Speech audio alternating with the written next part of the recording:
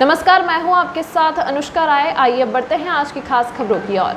भले ही अग्निपथ योजना के तहत अब सेना में युवाओं को भर्ती करने की प्रक्रिया भी शुरू हो गई हो, मगर प्रदेश में अग्निपथ योजना का विरोध लगातार जारी है। छात्र संगठन एनएसयूआई के प्रदेश अध्यक्ष का कहना है कि योजना को वापस न लिए जाने तक इसका विरोध जारी रहेगा। एनएसयूआई के प्रदेश अध्यक्ष छतर सिंह ठाकुर आज सिरमौर जिला मुख्यालय नाहन में मीडिया से रूबरू हुए। मीडिया से बात करते हुए उन्होंने कहा कि केंद्र सरकार युवा विरोधी नीतियों को लागू कर रही है, जिसका अग्निपथ सबसे बड़ा उदाहरण है। उन्होंने कहा कि अग्निपथ योजना को लेकर युवा अपने आप को ठगा हुआ महसूस कर रहा है। वह युवा जो लगातार मैदानों में सेना में भर्ती होने के लिए अपना खून पसीना बहा रहा है, अब वह हताश और परेशान नजर आ रहा है, क्योंकि वह सेना में अपना लंबा भविष्य देता था, मगर अब 4 साल बाद उसे वापस हताश होकर लौटना पड़ेगा। छतर सिंह ठाकुर ने कहा कि योजना को वापस न लिए जाने तक एनएसयूआई इसका पुरजोर विरोध करती रही। एनएसयूआई के प्रदेश अध्यक्ष ने यह भी कहा कि हिमाचल प्रदेश से सरकार भी युवाओं के साथ खिलवाड़ कर रही है। उन्होंने कहा कि पिछले 4.5 साल के कार्यकाल में नई भर्तियां हिमाचल प्रदेश के भीतर नहीं हो रही हैं। कई भर्तियों के पेपर लीक हो गए तो कई भर्तियां कोर्ट में लटकी हुई हैं। उन्होंने कहा कि आगामी विधानसभा चुनाव में एनएसयूआई युवाओं से जुड़े मुद्दों को लेकर सरकार के खिलाफ प्रचार करेगी, ताकि युवा विरोधी सरकार को हटाया जा सके। नमस्कार, मैं छतर सिंह ठाकुर, प्रदेश अध्यक्ष हिमाचल प्रदेश एनएसयूआई। आज एनएसयूआई द्वारा जिला सिरमौर के जिला कार्यालय नाहन में एक प्रेस वार्ता का आयोजन किया गया, जिसमें मुख्यतः अग्निपथ जो युवा विरोधी नीति केंद्र की सरकार ने लागू की है, जिसमें आपके नौजवान युवा 4 साल में रिटायर किए जाएंगे।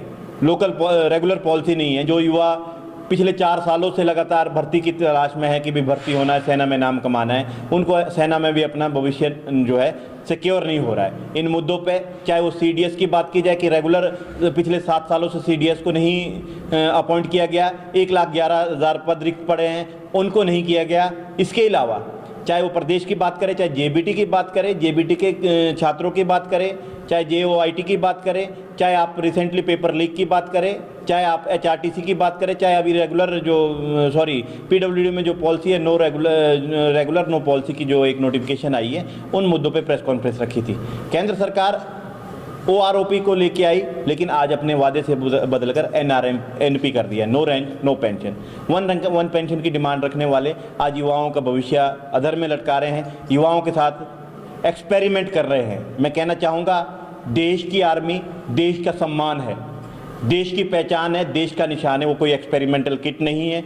आने वाले समय में यदि आपने देश के इन युवाओं के साथ खिलवाड़ करना बंद नहीं किया तो एनएसयूआई हमेशा इसका पुरजोर विरोध करती आई है, करती रहेगी और आने वाले समय में बड़ी उग्रता के साथ करेगी।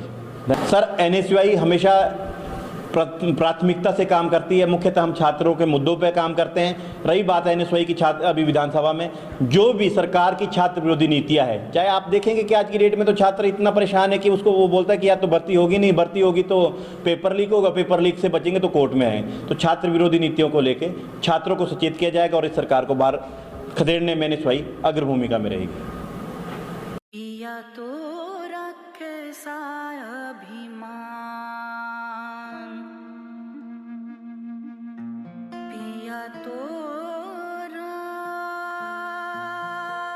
बीती यादों से नाता सहेजना सीखा, हाथ थाम कर जिनके चलना सीखा, गिरने लगती जब तो उनसे संभलना सीखा।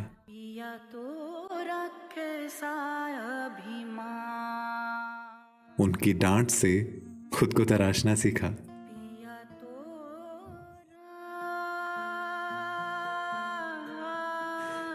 घर से दूर होकर भी दिल को हमेशा यह एहसास रहता है, उनका प्यार और फिक्र हमेशा मेरे साथ रहता है।